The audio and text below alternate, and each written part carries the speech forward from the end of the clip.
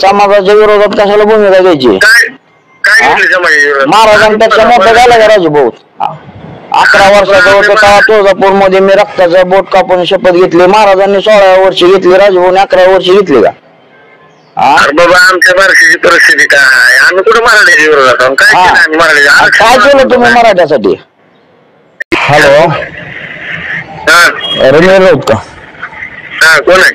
जय शिवराय. हा, जय शिवराय. राजभाऊला काय झालं? कोण बोलतोय? सावंत बोलतोय धाराशिवून. काय झालंय? समाजाच्या विरोधात स्टेटमेंट दिले म्हणून काय केलं समाजाच्या विरोधात? काय केलंय? लिहून घ्या, आमच्याकडून लिहून घ्या, त्यांच्याकडून लिहून घ्या. काय चुकीचं आहे? काय चुकीचं आहे? माझ्या प्रश्नाची 3 उत्तर देता का तुम्ही?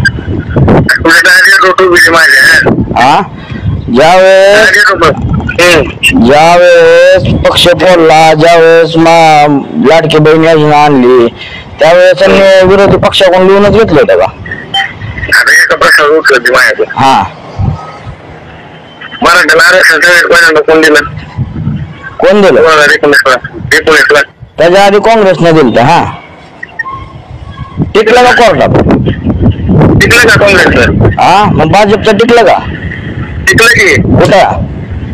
महाविकास आघाडीचं सरकार आल्यावर उद्धव ठाकरे दिलं. किती शिक्षण झालं दादा तुझं? नाही, उद्धव ठाकरे दिलं का? शिक्षण किती झालं ते सांग मला. ते उद्धव ठाकरे ते आम्हाला घेणं देणं नाही महाविकास आघाडी. मग आता एका प्रश्न उत्तर द्यायचं. ही लढाई मराठा आरक्षणाची होती ना. हा, मग बारशी देऊन ह्याला पाडतो, त्याला पाडतो. मग कशाला समाजाच्या विरोधात कशाला भूमिका द्यायची? काय घेतली समाजाच्या विरोधात? महाराजांपेक्षा मोठं झालं का राजूभाऊ? 11 वर्षाचा होतो तेव्हा तुळजापूर मध्ये मी रक्ताचा बोट कापून शपथ घेतली. महाराजांनी 16व्या वर्षी घेतली, राजूभाऊने 11व्या वर्षी घेतली का? बाबा आमच्या बारशीची परिस्थिती काय? आम्ही कुठे मराठ्याच्या विरोधात आहोत? काय केलं आम्ही मराठ्याच्या? काय केलं तुम्ही मराठ्यासाठी? सांगतो तुला काय केलं. तू काय केलं मराठ्यासाठी ते सांग. आम्ही काय केलं आम्हाला माहित आहे, बारशीतल्या बी लोकांना माहित आहे. सगळ्या पाहुण्यारावळे संपवलं तू. ज्या लोकांनी तुला मोठं केलं होतं तुझ्या बापाला, त्या माणसाला संपवलंच. किती नाव घेऊ? मराठ्यांचा खरा दुश्मन तर तुम्ही वाटानो. पाहुण्यारावळ्याला सुद्धा सोडलं नाही तुम्ही. आणि समाज तर लयला आमचा राहिला. त्यामुळे दादाच्या विरोधात बोलायला तुम्ही. अर्ध्या माणसानं समाजासाठी काय केलं नाही. मालक आहे का? मग होय म्हणून दादा मालकाचा आमचा. एक मिनिट ऐका तुम्ही माझं. मनोज दादाच्या विरोधात काय बोलले? काय बोललेत म्हणजे? सभा उद्योग लावेन, ही लावेन, ते लावेन. नाही नाही नाही, तुमच्या अजून डॉक्टर गैरसमज एसबीसीचं आरक्षण ठिकाण असं वाटतंय का? एकच मला प्रश्न उत्तर द्या. ज्या वेळेस आरक्षणाचा मुद्दा आला त्यावेळेस आम्ही आरक्षणाच्या बाबतीत कुठं नाही आमचं कुटुंब किंवा आम्ही कुठं नाव सगळ्या ठिकाणी सगळ्या ठिकाणी आज राजूभाऊ मध्यस्थी करायचे होते. ते पण समाजाला चांगलं वाटलं होतं. यासाठी चौकशी रद्द कोणी करायला लावली? काय नाही, ती माणूस लागलाय फटका माणूस आहे. काय यासाठी रद्द करून उपयोग आहे? लावली असतील चालू असती तरी काय उपयोग आहे? काय संपलं नसतं त्या माणसाकडे.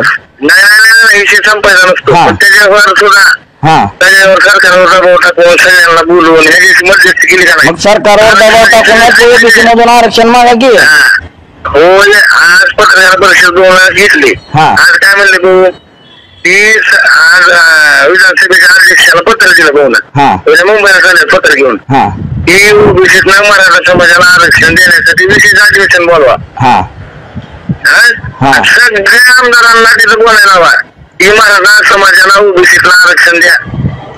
त्याच्यासाठी विशेष अधिवेशन बोलवा म्हणून पत्र काढले, मेल केला. उद्या पत्र घेऊन मुंबईला चालले विधानसभेच्या अध्यक्ष. राजभाऊ ऐक ना द्या, राजभाऊ व्यवस्थित मध्यस्थी करत होते. आज लय अभिमान होता आम्हाला. आणि ह्या आरोप तुम्हाला सांगतो मी, ह्या सगळ्या मराठा समाजाला दिशाभूल करायचं चालू आहे.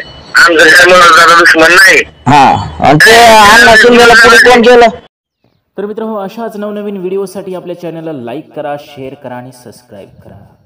पुन्हा भेटू पुढच्या नवीन व्हिडिओमध्ये.